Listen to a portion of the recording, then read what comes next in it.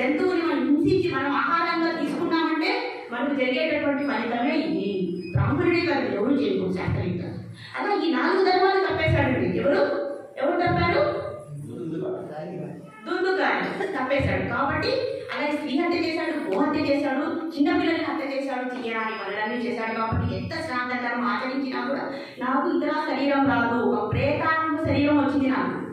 కాబట్టి ఎన్ని జన్మలు నేను ఇలా ఉండిపోతానో నాకే తెలియదని ఇక్కడ దుందుకారి మాట్లాడుతుంది, ప్రేతాత్మ మాట్లాడుతుంది. ఒకరు ఆశ్చర్యపోయాడు. ఇప్పుడు నేనేం చేయాలి? ఆ ప్రేతాత్మ విలపిస్తున్నానమాట, ఓ సోదరా నన్ను కాపాడు, నన్ను దయచేసి కాపాడు, ఈ ప్రేతాత్మ శరీరాన్ని నేను భరించలేకపోతున్నాను, అది ఘోరంగా ఉంటుందండి. బ్రాహ్మణుల యొక్క జీవితం ఎంతో బాగుంటుందండి, అవునా కదా? అవన్నీ దాటి ప్రేతాత్మ శరీరంలోకి వెళ్ళిపోయాడు. చూసిరండి దీని యొక్క విపరీత చర్య ఎలా జరిగిందో. ఒక ఎలా ఉంటుందో, మనము ధర్మాన్ని తప్పితే ఎలా ఉంటుంది చూసాం కదా. మన ఇంద్రియాన్ని మనము ఏం చేయాలి? నిగ్రహించుకోవాలి. అంతేకాదు ఇంద్రియాలు చెప్పిన మాటలు వింటే ఇలానే జరుగుతుంది. కాబట్టి ఈయన బ్రాహ్మణుడి దగ్గరికి వెళ్ళాడు. దీనికి ఒక పరిష్కారం ఏంటి అని అడిగాడు.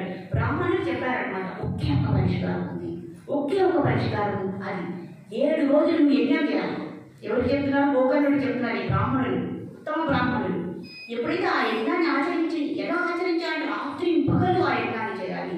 ఆత్మని నువ్వు దగ్గర కూర్చోబెట్టుకుని అందరి భక్తులందరినీ పిలిచి, ఎప్పుడైతే శ్రీమద్ భాగవతం అనే యజ్ఞాన్ని నువ్వు ఆచరిస్తావో, శ్రీమద్ భాగవతాన్ని 7 రోజులు రాత్రి పగలు కూడా శ్రద్ధగా అతి భక్తిగా ఎంతో ఆతృతగా నువ్వు చేస్తే ఈ ఆత్మ, ఈ ప్రేతాత్మకి విముక్తి అనేది కలుగుతుందని బ్రాహ్మణుడు చెప్తారనమాట. ఇంకా ఏం చేశాడు గోకర్ణుడు? సోదరుడు ఎలాంటి వాడైనా సరే ఆయన దయామయుడు కదా. సరే అయితే ఈ వ్రతాన్ని ఆచరిస్తారనమాట. ఊరిలో ఉన్న వాళ్ళందరినీ రమ్మంటారు ఒక చోటకి. అక్కడికి రమ్మని చెప్పి మంచి మంచి ప్రసాదాలు తయారు చేసి వేద పండితులందరినీ రమ్మని చెప్పి అందరినీ అందరినీ ప్రవేశపెడతారనమాట. ఇంకా ఈ ఆత్మ ఎలా వస్తుంది? మనమందరూ ఇలా కూర్చుంటాము. ఆత్మ ఇలా కూర్చుంటే మనకి ఎలా తెలుస్తుంది? సారీ ప్రేతాత్మ, సారీ ఆత్మ అంటే మనం, ప్రేతాత్మ అంటే అర్థమైంది కదా. ఇప్పుడు ప్రేతాత్మను ఎలా కూర్చోబెడతాము? ప్రేతాత్మ ఇప్పుడుంటే మనకి ఎలా తెలుస్తుంది అని చెప్పేసి ఒక వెదురు కర్రను తీసుకొస్తారనమాట. ఆ వెదురు కర్రలో వేద మంత్రాలతో ఆ ప్రేతాత్మని ఆ వెదురు కట్టలోకి ప్రవేశ పెడతారనమాట. ఆ వెదురు కర్రలోకి ఆవహిస్తుంది అనమాట ఈ ప్రేతాత్మ. అలా కూర్చోబెట్టి ఆ వెదురు చెట్టుకి దానికి 7 గళ్ళు ఉంటాయి. చూసారు కదా చెరకుకి ఎలా అయితే గళ్ళు ఉంటాయో అలాగే వెదురు కర్రలు కూడా 7 గళ్ళు ఉండేటువంటి వెదురు కట్టిని తీసుకొని వస్తారు. తీసుకొచ్చి ఆత్మని ఆ ప్రేతాత్మని కూర్చోబెడతారు అనమాట. కూర్చోబెట్టి శ్రీమద్ ఇంకా వేరే పరిష్కారం లేదని చెప్పేసి శ్రీమద్ భాగవతాన్ని రాత్రి మొగలు గట్టిగా చదవాలన్నమాట.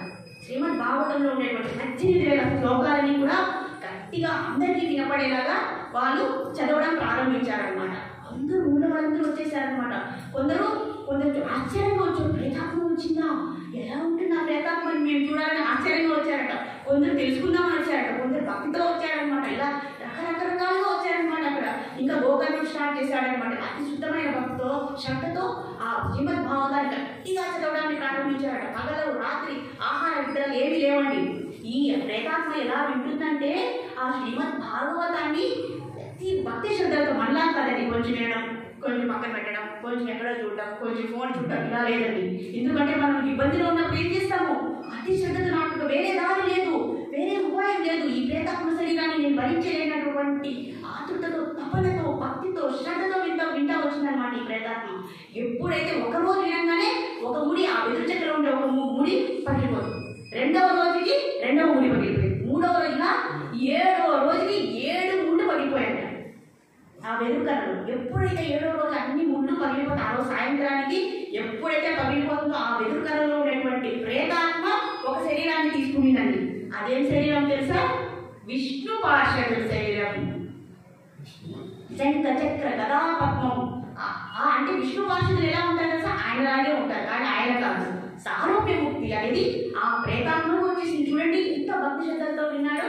వెంటనే ఒక పుష్పక విమానం వచ్చిందనమాట వైకుంఠం నుంచి పుష్పక విమానం వచ్చి ఇంకా ఈ వైకుంఠ పార్షదులు ఆయన్ని సగౌరవంగా ఆహ్వానించారు. చూడండి భూత ప్రేతాన్ని కలిగినటువంటి ఉత్తమ గతి. ఎందుకంటే ఉత్తమ శ్లోకం వినింది కాబట్టి భగవంతుని ఉత్తమ శ్లోకాలతో పోలుస్తారు. అవునా కదా? ఎన్నో మంచి శ్లోకాలతో స్వామిని కీర్తిస్తారు. అందుకే అనేది శ్లోకాలు వినాలి లేదా శోకం అనేది మిగులుతుంది అని చెప్తుంది శాస్త్రం ఇక్కడ.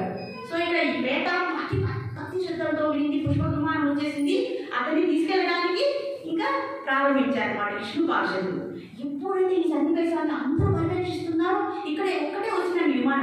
అందరూ విన్నారు శ్రీమద్ భాగవతము, కానీ ఒకటే వచ్చింది. ఒకటి చాలా బాధ వేసేసింది. ఇదేంటి విష్ణు పార్షదుల ఆదరణ శాంతాకారం భుజగశయనం పద్మనాభం సురేషం విశ్వాకారం గగన సదృశం వేగవర్ణం శుభాంగం లక్ష్మీకాంతం కమలనయనం యోగి జ్ఞానగమ్మం వందే విష్ణు భవ వైహరం సర్వలోకైకనాథం.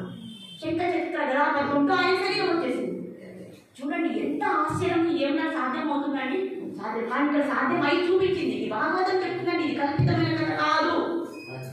అలా వచ్చి తీసుకెళ్తారు. గోకర్ణుడు ప్రశ్న అడిగాడు విష్ణు పార్షదుని, అదేంటయ్యా అది ఎలా సాధ్యం? మేము ఇంతమంది విన్నాము, ఎంతమంది ఉన్నాము, అన్ని విమానాలు రావాలి కదా, ఒక్క విమానం ఎలా వస్తుంది? మేమేం తప్పు చేసినాము, మేమేం తప్పు చేసింది. నేను రాత్రి భగవంతుడు శ్రీమద్ భాగవతాన్ని గట్టిగా చెప్పాను. ఈవెన్ పితృదేవతలో ఉండేటువంటి మా పూర్వం ఉండేటువంటి మా ముత్తాతలు కూడా తగ్గించారు ఆ శ్రీమద్ భాగవతం నేను చదవడం వల్ల, మేమేందుకు తగ్గించలేదు అని గోకర్ణుడు అడిగాడు. అప్పుడు చెప్పారంట విష్ణు పార్షదుడు, నాయన నువ్వు చదివావు, ఎందుకు చదివావు? ఆయన తగ్గించాలని చదివావు. మిగతా వాళ్ళు ఎందుకు విన్నారు? కొందరు చూద్దామని వచ్చినారు, కొందరు తెలుసుకోవాలని వచ్చినారు, కొందరు ఆశ్చర్యంగా వచ్చినారు, కొందరు ప్రేతాత్మ కోసం వచ్చినారు. కానీ ఎవరైతే భక్తి శ్రద్ధలతో ఇంకా వేరే లేదు, ఇంకా నాకు వేరే దారి లేదు, ఇదే దారి అని ఎవరు నమ్మి, అంటే ఇక్కడ భగవంతుడి మీద విశ్వాసం అనేది ముఖ్యమైనది.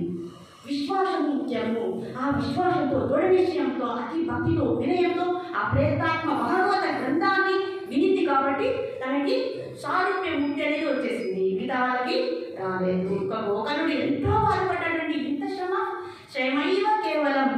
ఇంకా గోకర్ణుడు మళ్ళీ శ్రద్ధగా చదివాడు అనమాట శ్రీమద్ భాగవతాన్ని. నేను కూడా చదువుతాను, నేను కూడా వెళ్ళిపోను సార్ ప్రేతాత్మకు వచ్చి నాకెందుకు రాలేదని మళ్ళీ శ్రీమద్ భాగవతాన్ని 2వ రోజు చదివాడు అనమాట.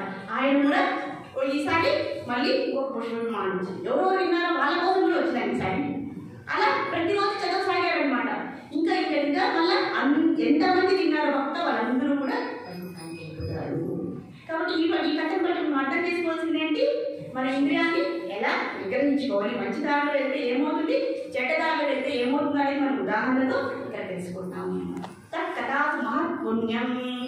ఈ కథను విన్న వారికి మహాపుణ్యం వస్తుంది. జస్ట్ మామూలు పుణ్యం కాదు, వస్తాయి. మహాపుణ్యం ధన్యం స్వస్థైలం శుభం ఎంత యత్రోత్తమ శ్లోకం భగవాన్ దీయతే హరి.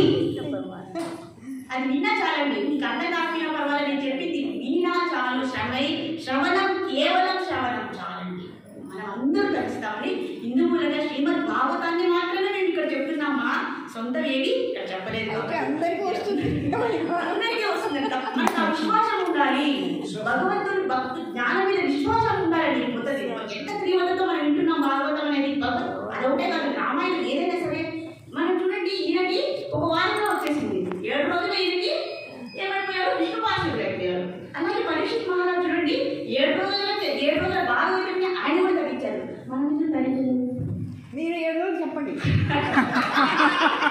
మీరు ఖచ్చితంగా మీరు అవకాశం ఇస్తే తప్ప మీరు వింటామంటే భక్తి శ్రద్ధలు నా ప్రాణం పెట్టేలా చెప్పండి. మా ఉద్దేశం అదే అండి, అందరూ తగ్గించాలనేటువంటి మంచి ఉద్దేశంతో మేము ఇక్కడ ఉన్నాము. మీతో పాటు మేమందరూ కూడా తగ్గిస్తాము. భక్తుల యొక్క దీవెనలే మాకు కావాల్సింది.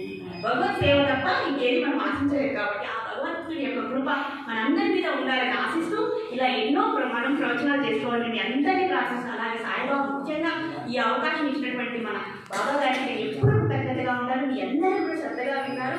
మీరందరికీ కూడా నా హృదయపూర్వకమైనటువంటి ప్రార్థనలు. హరే కృష్ణ. శ్రీల ప్రభుపాదికి జై, శ్రీమద్ భాగవతంకి జై, సుఖదేవ్ గోస్వామికి జై, పరీక్షిత్ మహారాజ్కి జై. ఇక్కడ మనము ఆత్మదేవ్ గురించి చెప్పాము, అవునంటే అలాగే దుందుకారి కూడా ఇప్పుడు ఆయన ఏమైపోయాడు, విష్ణు పార్షదులు అయిపోయాడు. ఇప్పుడు దుందుకారి ప్రేతాత్మ దానికే వచ్చింది. మనకు మనుషులు ఎన్ని రాలేదు అంటే మనం ఎవరు అది అర్థం చేసుకోవాలి. మనకు కూడా తెలియ వస్తుంది.